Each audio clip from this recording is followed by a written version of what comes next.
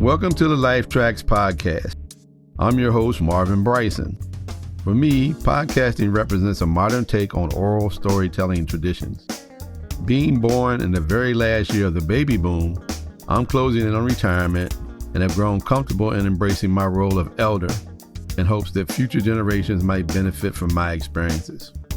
An extra added bonus is that part of my history will also be available for my grandchildren should they want to know more about their pop-pop. As a teen, I landed my first paying gig as a musician. The year was 1979, so I have more than 40 years of stories to share in that venue. My music business background came into play because it informed my first motion picture gig as a music supervisor in 2001.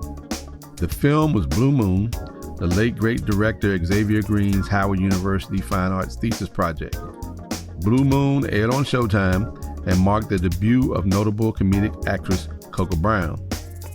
From there, I focused on motion picture editing, completed a great Avid editing program, and moved to Hollywood. Over the past 20 years, I have compiled over 200 credits on roughly 20 television series and films.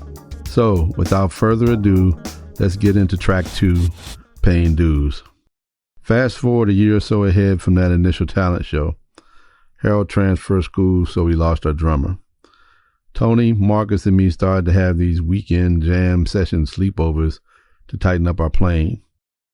On one of those occasions, at our bass player Tony's house, we were lamenting our less than stellar talent show performance. Tony's pop was a bassist in the U.S. Army Band and gigged a lot on the side.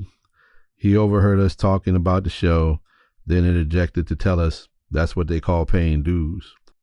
I had heard that phrase before, but never put its meaning in the context he presented. Tony's dad then went on to advise us that if we put as much effort into medicine, engineering, law, or even learning a trade as we did practicing our instruments, we'd probably be much better off financially.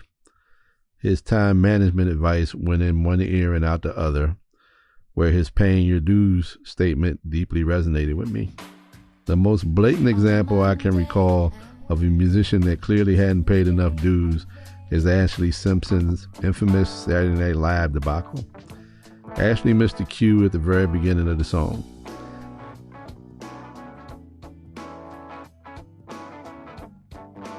She got flustered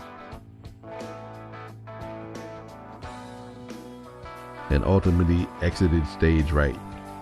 Her bandmates stayed to play through, an indicator that they had been there, done that, knowing how to handle the situation. The most important thing that you learn by bombing in talent shows, playing dive bars, or otherwise working your way into paying gigs is that you never stop playing or walk off stage, ever. It's a clear signal to the audience that you just screwed the pooch.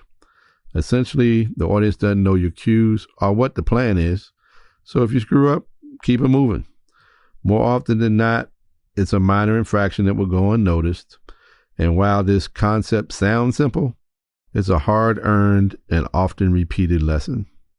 Circling back to Harold transferring schools, we needed to find another drummer.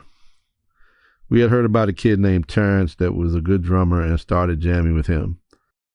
He joined our circle, and after a few months of playing together, we began to swap instruments at almost every session. So at the end of the day, all of us developed an ability to play 2 instruments reasonably well. That spring, we made it into a talent show where each band got to play 2 songs instead of 1. We contemplated adding a couple of female singers to sing background, but also felt it was in everyone's best interest to showcase their talents too. The Emotions' Don't Ask My Neighbor was a hot song at the time, so we chose it to feature the girls. After a few auditions, we settled on 2 girls that were agreeable with our terms. The Commodore's Brick House was another big hit at the time, so we settled on closing with that.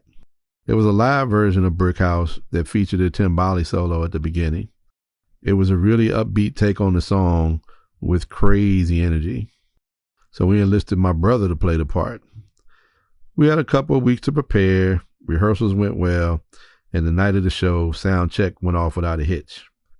As we were wrapping up Don't Ask My Neighbor, I looked over to my brother to come on stage for the Brick House intro. The look on his face let me know we might be in trouble. We didn't panic and quickly mic'd him up off stage. Playing stage right, those timbales brought that party energy we were looking for. After the show, Terrence's mother started managing the band. We rehearsed at their house and found 2 girls to feature as vocalists on a permanent basis. Miss Dolores donned the band Seek to Find and took us to another level, booking us at large venues like the Washington Coliseum. It was the summer before we started high school, and I told the guys I was going to try out for my high school's football team. Miss Dolores got wind of it and pulled me in for a heart-to-heart. To make a long story short, she felt I couldn't play ball and music at the same time. And in full disclosure, she also told me I needed to step up my game as a player and a vocalist. Not wanting to disrupt what was being built, I made the decision to leave the group that I felt like I started without a fuss, while also questioning my playing and singing abilities. Thankfully, football tryouts went well, and I made the JV team that first year. That same summer, I started dating a girl I met at my sister's high school graduation. She had a neighbor, Belinda, that was heavily into gospel music. God anointed her at a young age to put together a gospel choir. Even though I couldn't croon like Johnny Gill or even style a song like Keith Sweat or Bobby Brown, Belinda shaped me into a baritone that could hold a note. After one of our choir rehearsals at Belinda's, I heard some drums and bass down the street. When I arrived at the carport, I knew the bass player Juan from the vibrant house party scene at the time. In any event, Juan and the drummer Tony were cool with me coming to jam with them and their band Oasis Funk. A few jam sessions later, they invited me into the band. Oasis's lineup included the keyboardist Bobby, a new experience for me, and a full-time percussionist named Chubb. There was also something I wasn't used to on a regular basis. And last but not least, Roland. Rody was the slick lead guitarist. He was more George Benson, where my man Marcus leaned more toward Eddie Van Halen style-wise. So once again, I landed with a better guitar player than myself, with a different style that I could learn from. The band's manager, Johnny, appreciated me right away and welcomed me to the group. We were all 15, maybe 16 years old at the time, but nonetheless, Johnny would book us at these speakeasy-type joints in industrial parts of the city. The experience was exciting, getting paid to entertain adults that didn't mind if you drank a beer between sets. It was also a trip to run into a friend or two's parents that were in the crowd from time to time. "What the hell are you doing here?" was a phrase I got used to hearing. Unfortunately, Bobby had to leave the band, and we lost direction for a while. Johnny hooked me up with a Farfisa synthesizer in hopes I could fill the void. We changed up our sound some by covering some electronic dance tunes like Kraftwerk's Trans Europe Express. At the end of the day, it didn't work, and we officially disbanded. That spring, I found myself bandless, missing being on stage. Go-go music is unique to Washington, D.C.'s culture, and absolutely viewed as subversive as it became more and more popular in the late 1970s and early 1980s. Many people that had never even been to a go-go claimed it, due to the plethora of cassette PA tapes circulating around town. Those PA tapes found their way to house parties and cookouts alike. Living in Glass Manor, me and my crew could easily walk up to the Washington Highlands area of Southeast to catch a free go-go with rare essence of Chuck Brown. I bounced around, playing here and there at random talent shows and backup bands, but nothing really permanent. That winter, I ripped up my ankle pretty bad in a pickup basketball game. I was in a cast for 2 months. Before that, I was the third or fourth fastest guy on the track team that went on to win 2 state championships.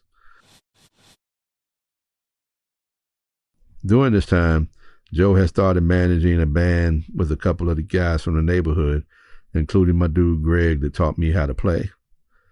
Joe had them tight and on their way. A funky drummer named Leon was also in the band.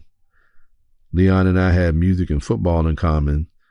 He was the starting running back on his high school team. Watching him navigate both music and sports let me know I could do it too if I played my cards right. Leon, Greg, and those guys graduated from high school and went their separate ways.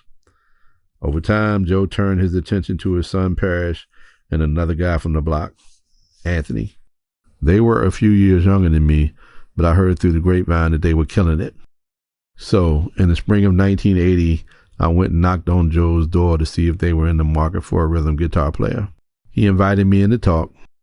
The group Hot Property had just won the Metro Talent Search and were booked on the DC Showmobile. They were looking at a busy summer, playing 3, sometimes 4 gigs a week. And even though they had 2 guitarists, Joe knew they could use a third given the heavy schedule, family vacation, and other things that come up during the summer. I was happy to hear that, but there was one issue to be addressed: football. I had already signed up for a week-long camp in July and planned to play my senior year. Joe was good with it and assured me that the band would work with my schedule. I left his house on cloud 9.